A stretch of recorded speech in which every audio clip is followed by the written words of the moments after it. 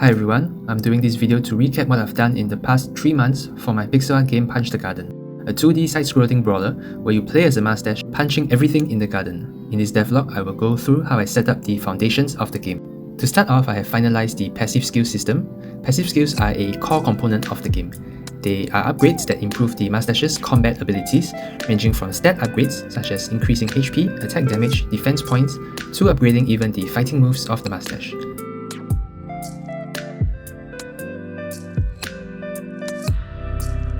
At the point of recording, opportunities for getting passives are through conversing with NPCs and completing quests. Going forward, I plan to introduce more opportunities via fountains and destructible objects.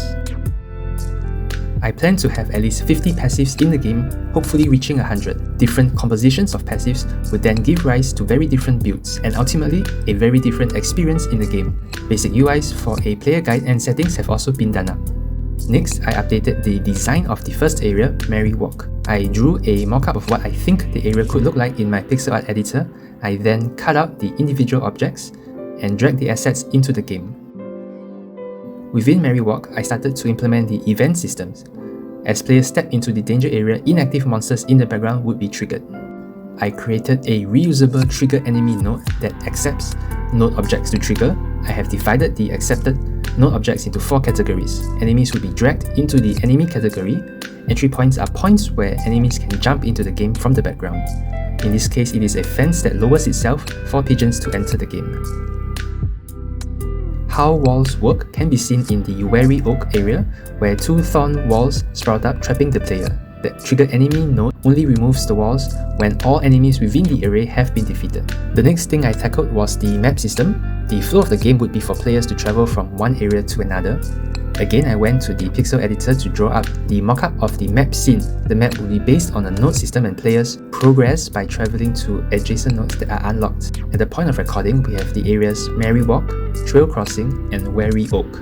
Eventually, I hope to create a huge garden for players to adventure within and challenge. Players begin at the bottom left and fight their way through to section 9. How each section is designed is with a fixed entry point. You can only enter a section from this point.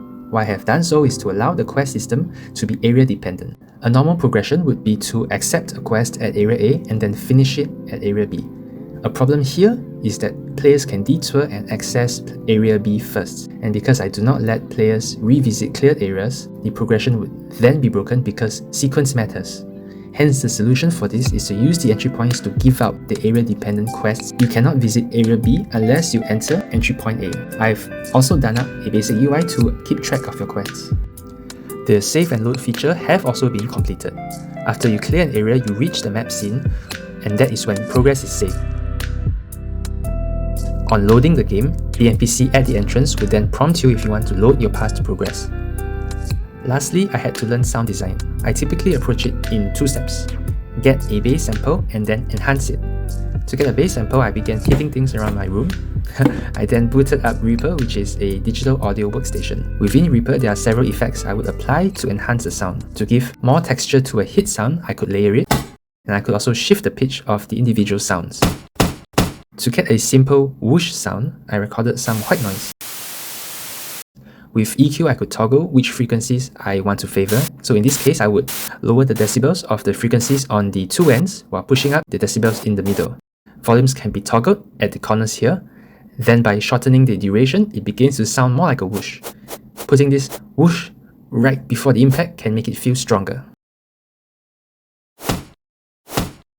I would also recommend installing Vital, a free synthesizer plugin that you could use with Reaper. You can generate different sound waves, automate parameters with your envelopes and LFOs. There is also a section for applying effects on it. This would be very useful for designing UI sounds. The game now sounds like this.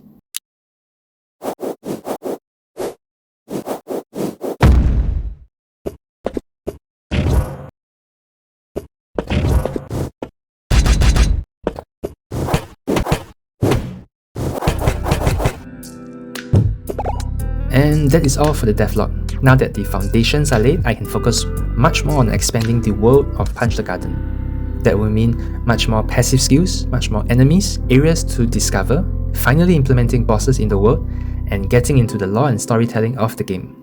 If you like what you see, please consider wishlisting on Steam. Thanks for watching.